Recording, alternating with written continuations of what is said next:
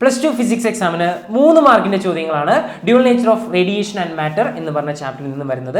ഈ ചാപ്റ്ററിലെ most important topics നമുക്കൊന്ന് നോക്കാം.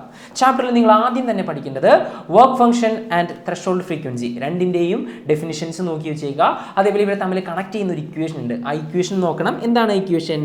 φ0 = h/0. ഓക്കെ, ആ റിലേഷനും നോക്കി വെച്ചേക്കുക.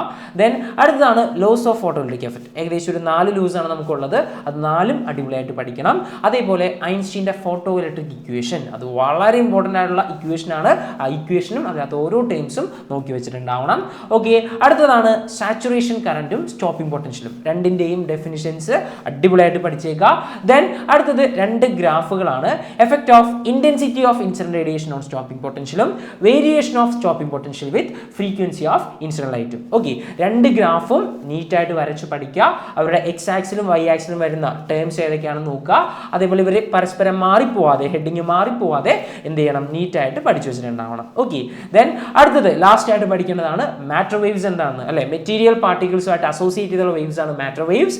ദെൻ ഈ മാറ്റർ വേവ്സിന്റെ വേവ് ലെങ്ത്തിന്റെ ഇക്വേഷൻ ആണ് എന്ത്? λ = h/mv. അതിനെയാണ് നമ്മൾ ഡി ബ്രോഗ്ലി വേവ് ലെങ്ത് എന്ന് വിളിക്കുക. സോ ഇത്രയും കാര്യങ്ങളാണ് ഈ ചാപ്റ്ററിൽ നിന്നും ഇമ്പോർട്ടൻ്റ് ആയിട്ട് പഠിച്ചു വെക്കേണ്ടത്. ഓക്കെ.